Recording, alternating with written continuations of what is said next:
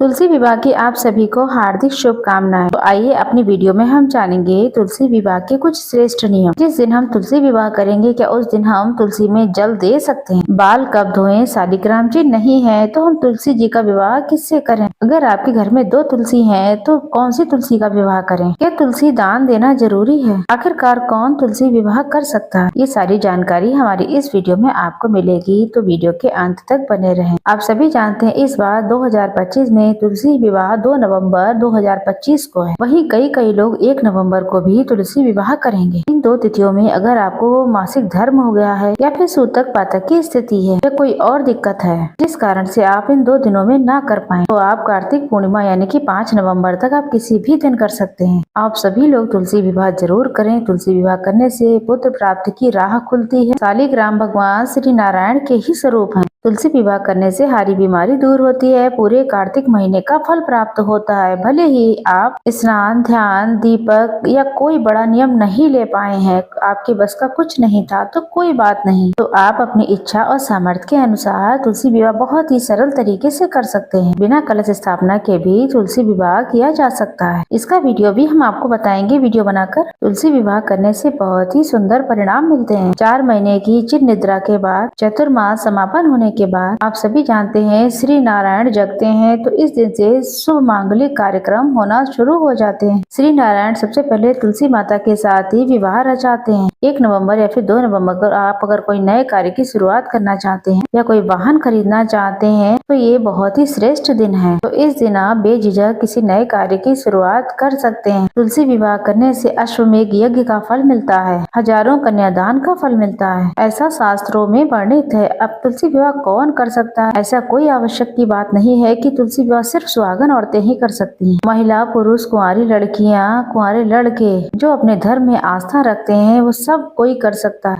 आप सुबह में भी तुलसी विवाह कर सकते हैं। शाम को प्रदोष काल में भी तुलसी विवाह का बहुत अच्छा समय है। आपका जब भी मन है सुबह या फिर शाम, उस समय आप आराम से कर सकते हैं। तुलसी विवाह के दिन अगर संभव हो तो व्रत रखें। पूरे साल की 26 एकादशी का पूरा फल आपको एक बार में ही मिल जाता है। ऐसी स्थिति में अगर आप व्रत रखते हैं तो 24 एकादशी का पूरा फल प्राप्त कर सकते हैं। ऐसे में आप सभी सुंदर भाव, सच्चे मन से सुंदर रूप में ओम नमो भगवते वासुदेवाय महामंत्र का जाप करें। गंगा जल मिश्रित जल से स्नान करें, पीले वस्त्र धारण करें, साथ के साथ सूर्य भगवान को जल चढ़ाएं। तो अब यहाँ पर बात करते हैं कि हम जिस दिन तुलसी विवाह करते हैं तो तुलसी में उस दिन जल चढ़ाते हैं या नहीं। देखिए, आप बता दें, तुलसी में जल चढ़ा सकते हैं, बस एकादशी का दिन ना हो, इस बात बस ध्यान रखना है आपको, क्योंकि एकादशी पर तुलसी माता स्वयं ही निर्जल एकादशी का व्रत करती है श्री नारायण के लिए, इसलिए उस दिन तुलसी में जल नहीं चढ़ाया जाता है। तो साधारण तरीके से आप तुलसी विवाह करते हैं तो आप बिल्कुल उस दिन जल चढ़ा सकते हैं। वहीं भोग के लिए तुलसी पत्र पहले ही तोड़कर रख लें, इस बात का आप पूरा ध्यान रखिएगा।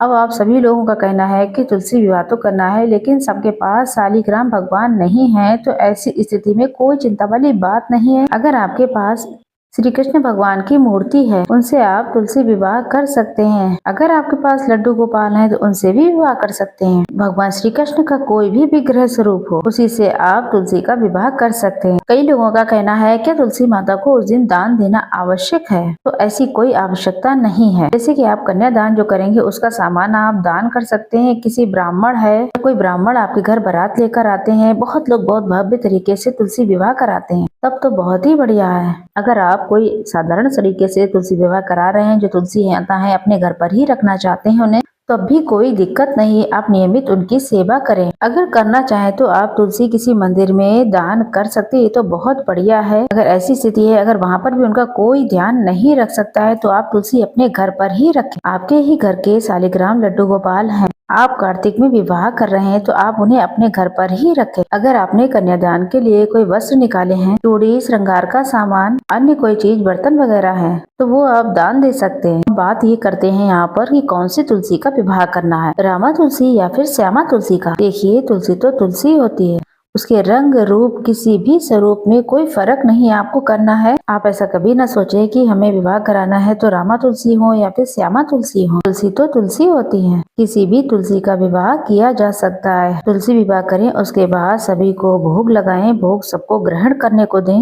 अब यहाँ पर बात करते हैं सुहाग की सामग्री का क्या करना है। अगर कोई पंडिताइन है तो आप उन्हें दे सकते हैं, किसी मंदिर में आप दान करा सकते हैं, थोड़ा प्रसाद स्वरूप अपने आप भी रख सकते हैं। तो सुहाग का सामान पाने योग्य हो, धर्म कर्म में लगा हुआ हो। तो इस तरीके से आपको यहाँ पर ध्यान रखना है। देखिए सारी अपडेट मैंने अपनी पुरानी वीडियो में दी है, जो मैंने कल अपलोड की है, उसे भी आप एक बार जरूर देखें। किस तरीके से विवाह होता है, किस तरीके से गठबंधन होता है। तुलसी विवाह बिल्कुल भी साधारण नहीं, एक चमत्कार होता है। तुलसी विवाह में इन नियमों का आप जरूर से ध्यान रखें। बहुत सरल सी विधि है। जिस दिन तुलसी का विवाह करेंगे, कोशिश करें उस दिन तुलसी ना तोड़ें। अगर किसी भी पेड़ को उस दिन पूजित कर रहे हैं, उसी पेड़ की पत्तियां तोड़ रहे हैं, ये बिल्कुल भी ठीक नहीं है। तो 1-2 दिन पहले ही तुलसी की पत्ती आप तोड़कर रख ले। अब प्रश्न ये है लोगों का, घर में 2 तुलसी है तो तुलसी विवाह किसका करें। तुलसी विवाह उसी का करें जिसे आपने कार्तिक के महीने में पूजित किया है। साथ ही आपने तुलसी में जो विशेष दीपदान किए हैं और मन में सोचा है कि इस तुलसी का मैं विवाह करूंगी। जिस तुलसी की विशेष तौर पर पूजा करते हैं तो उसी